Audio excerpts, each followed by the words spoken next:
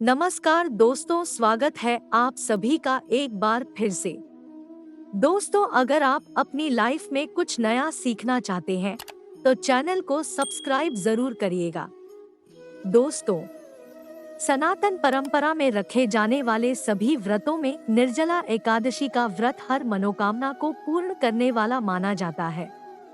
ज्येष्ठ शुक्ल पक्ष की एकादशी यानी निर्जला एकादशी पर किया गया व्रत और अनुष्ठान बेहद फलदायी है। इस दिन किए गए पूजन दान कर्म से अक्षय पुण्य की प्राप्ति होती है। भगवान विष्णु जी का आशीर्वाद दिलाने वाले सभी एकादशी व्रतों में निर्जला एकादशी व्रत सबसे कठिन होता है। इस दिन बिना अन्न जल ग्रहण किए व्रत संपन्न करने वाले भक्तों पर विष्णु जी की असीम कृपा होती है। अगर आप साल भर की एकादशियों का व्रत नहीं कर पाते हैं तो इस एक व्रत को करने मात्र से आप सारी एकादशियों का पुण्य कमा सकते हैं। इस व्रत को रखने से सभी पापों से मुक्ति मिल जाती है। यह व्रत पांडु पुत्र भीम ने रखा था, इसीलिए इसे भीमसेनी एकादशी या पांडव एकादशी के नाम से भी जाना जाता है। इस व्रत में अन्न फल इत्यादि कुछ भी ग्रहण नहीं किया जाता।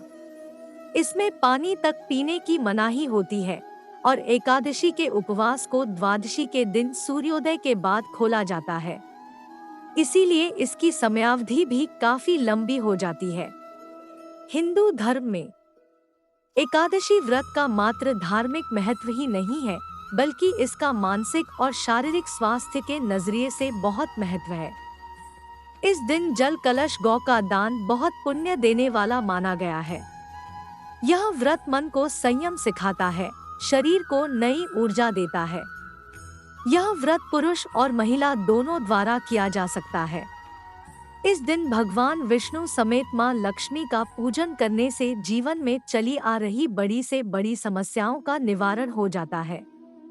दैहिक, दैविक और भौतिक तीनों प्रकार के तापों से मुक्ति मिल जाती है।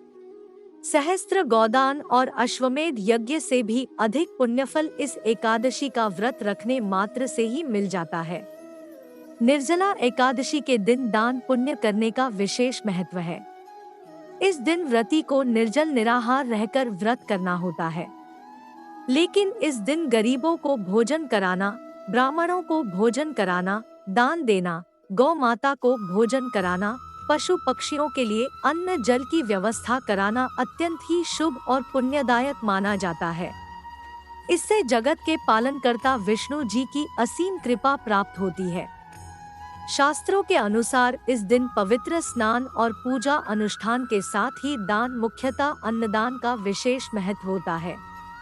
गरीबों को, ब्राह्मण को, गौ माता को भोजन कराने से ही व्रत का पूर्ण फल प्राप्त होता है।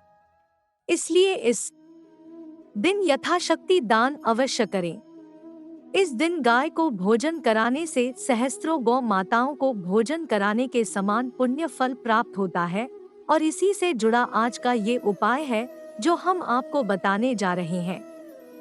इसे अगर आप इस निर्जला एकादशी पर गौ माता को खिला देते हैं तो इससे भगवान विष्णु के साथ साथ आपको समस्त देवी देवताओं का आशीर्वाद प्राप्त होगा। जीवन के सारे क्लेश मिट जाएंगे, विघ्न बाधाएं दूर होकर सुगम सफल जीवन की प्राप्ति होगी। घर में धन धान्य की कमी नहीं होगी, संपन्नता आ जाएगी।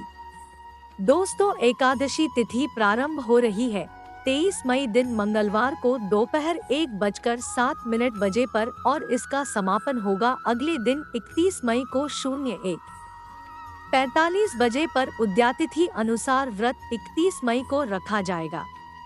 इस बार की निर्जला एकादशी पर बन रहे रवियोग, सर्वार्थ सिद्धि योग के चलते इस दिन का महत्व कई गुना अधिक बढ़ गया है। निर्जला एकादशी पर बन रहे इन दिव्य और दुर्लभ संयोग में आप गौ माता को ये खास चीज जरूर खिलाएं। आगे बढ़ने से पहले आपसे रिक्वेस्ट करते हैं कि वीडियो को लाइक जरूर करिएगा, दोस्तों को शेयर कर दीजिएगा और अगर आपने अभी तक चैनल को सब्सक्राइब नहीं किया है तो चैनल को सब्सक्राइब करके बेल आइकन जरूर दबाइएगा।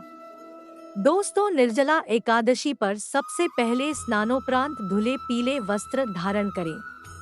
ये भगवान विष्णु का प्रिय रंग माना जाता है। फिर सूर्य नारायण को अर्घ्य दें। अगर व्रत रख रहे हैं तो व्रत का संकल्प लें। आप पूर्ण व्रत रखें या ना रखें, लेकिन इस दिन भगवान विष्णु जी का पूजन अवश्य ही करें। पूजन में सबसे पहले भगवान विष्णु जी की प्रतिमा को शुद्ध जल से, फिर पंचामृत से और फिर गुनगुने पानी से स्नान कराएं। प्रतिमा को स्वच्छ वस्त्र से पोंछें। मंदिर में देसी घी का दीपक जलाएं। देसी घी ना हो तो कोई अन्य घी या तेल का इस्तेमाल कर सकते हैं। इस दिए को इस दिन अक्षत के आसन पर ना रखें। एकादशी के दिन चावलों का किसी भी प्रकार से प्रयोग वर्ज्य माना जाता है, तो लाल वस्त्र बिछाकर उस पर दीपक को किसी थाली में रखें। दिए के साथ एक सुगंधित धूप बत्ती जलाएं। सर्वप्रथम प्रथानुसार गणेश जी को कुमकुम से तिलक करके पूजन आरंभ करें। फिर विष्णु जी और अन्य देवी देवताओं को हल्दी चंदन से तिलक करें, फूल अर्पित करें। विष्णु जी पर पीले फूल अर्पित करें। समस्त देवी देवताओं को नमस्कार करके पूजन स्वीकार करने की प्रार्थना करें।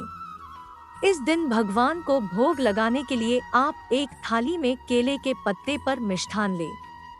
विष्णु जी के खीर या फिर सूजी के हलवे का नैवेद्य सबसे उत्तम माना जाता है। इसके साथ ही मौसमी फल जैसे कि खीरा, तरबूज, खरबूज इत्यादि में से कोई फल लेकर उनका भगवान को भोग लगाएं। दोस्तों, अगर कोई मिष्ठान ना हो तो आप शक्कर, मिश्री या बताशा भी रख सकते हैं, लेकिन फल के साथ कोई मीठी चीज अवश्य रखें। नैवेद्य की थाली के नीचे जल से चौकोर मंडल बनाएं।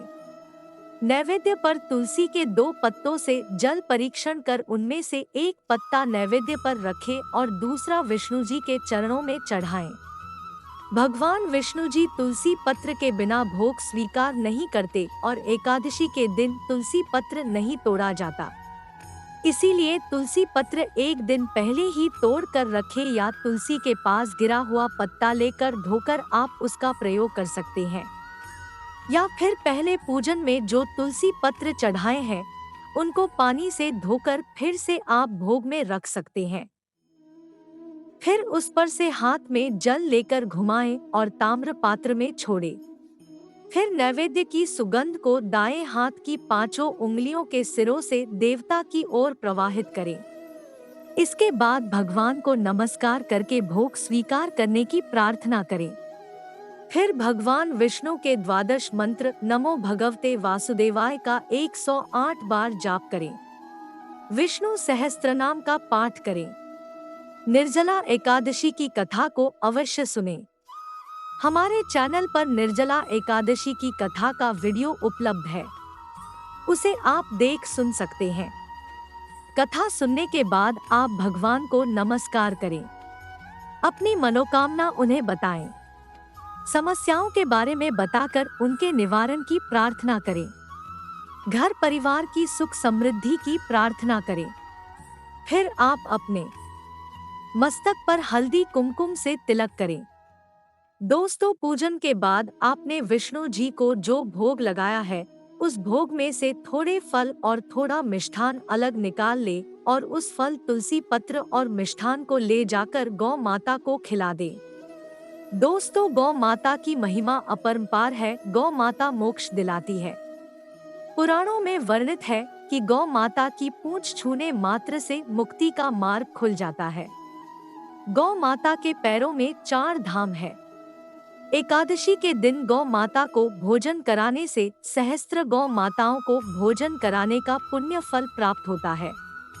गौ माता में सभी देवी देवता और ऋषि मुनियों का वास होता है। इस दिन गौ माता ने भोग ग्रहण करने का मतलब है भोग भगवान ने स्वयं ही स्वीकार कर लिया है। इस उपाय से कुंडली के दोषों का निवारण होता है। दुर्भाग्य सौभाग्य में बदल जाता है। आने वाली विपदाओं से रक्षा होती है। जीवन में चली आ रही बड़ी से बड़ी परेशानी दूर हो जाती है। धन संपदा में खुशियों में वृद्धि होती है। घर में संपन्नता आती है। गौ माता को भोजन कराते समय कुछ चीजों का ध्यान अवश्य रखें। पहले गौ माता को प्रणाम करें, फिर फल, मिष्ठान और तुलसी पत्र आदर पूर्वक अपने हाथों से खिलाएं। जैसे समझो कि हम भगवान को ही भोग लगा रहे हैं। गाय के सामने इसे फेंके नहीं। इस समय जूते चप्पल निकाल कर रखें।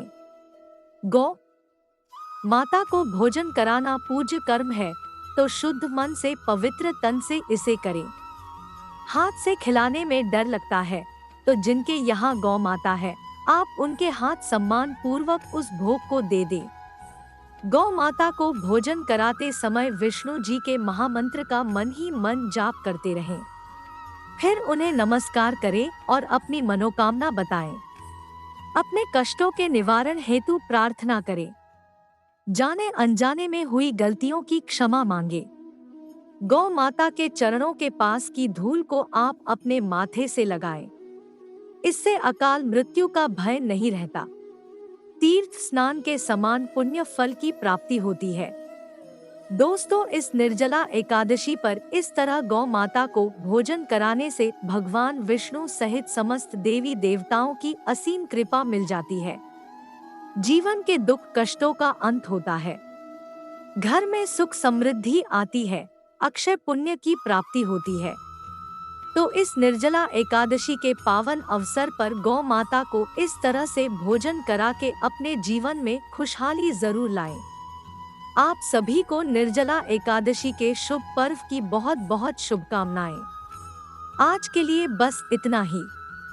दोस्तों, अगर आपको ये वीडियो पसंद आया है तो वीडियो को लाइक करिएगा, दोस्तों को शेयर जरूर करिएगा और चैनल को सब्सक्राइब करके बेल आइकॉन को जरूर बताइएगा, ताकि आने वाला नॉलेजेबल वीडियो आपको सबसे पहले मिले। दोस्तों, मिलते हैं अगले वीडियो में। तब तक के लिए गुड बाय और आपका धन्यवाद।